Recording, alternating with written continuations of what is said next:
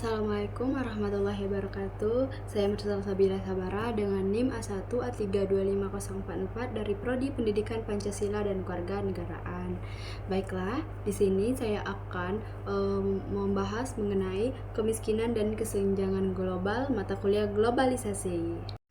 Pengurangan angka kemiskinan telah menjadi top priority dan dalam pembangunan internasional.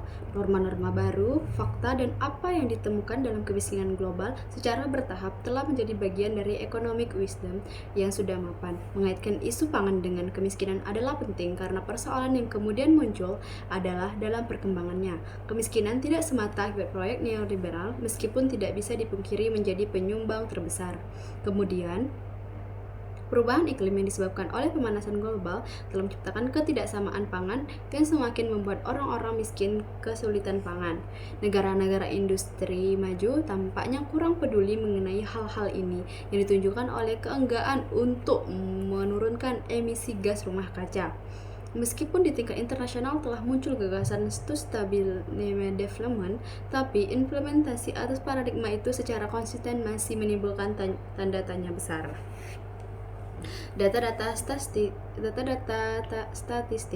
sejak akhir 1970-an, masa di mana kebijakan neoliberal mulai dibela tanpa henti, angka-angka statistik tentang hasil-hasil kebijakan tersebut memang cukup mencengangkan.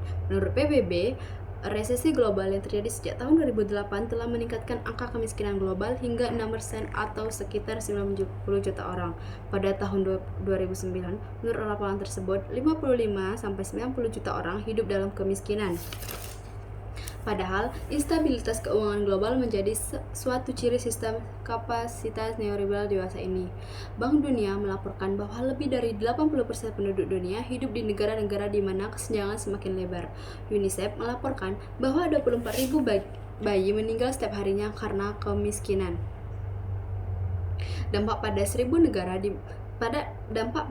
negara di mana penyusutan pendapatan terjadi pada 1,6 miliar, pendapatan rata-rata 70 dari 100 negara tersebut pada tahun 1990-an, terutama di bekas Uni Soviet. Nah, menurut Annual Review of Development Assistance, tinjauan tahun tentang keefektifan pembangunan tahun 1990, jumlah orang miskin yang hidup dengan penghasilan kurang dari US$1 sehari meningkat dari 1907 pada tahun 1987. Jadi, menurut Caroline Thomas, perbedaan-perbedaan dalam mendefinisikan kemiskinan disebabkan oleh perbedaan-perbedaan dalam melihat pembangunan. Pinnen, Dennis-Howard, dan juga Swanson mendefinisikan kemiskinan dalam kerangka pemenuhan kebutuhan material. Ketiga penulis ini mengemukakan bahwa kemiskinan berhubungan dengan kekurangan materi, rendahnya penghasilan, dan adanya kebutuhan sosial. Structural Adjustment Programs dan kemiskinan yang didefinisikan IMF dan Bank Dunia menjadi sebabnya menajamnya kemiskinan dan kesenjangan. Ada dua sebab mengapa neoliberalisme kita anggap sebagai biang kegagalan pembangunan. Pertama, basis ideologi neoliberal adalah kompetisi. Kedua, pembelaan atas pasar telah membuat peran negara dalam pembangunan menjadi sedemikian marginal.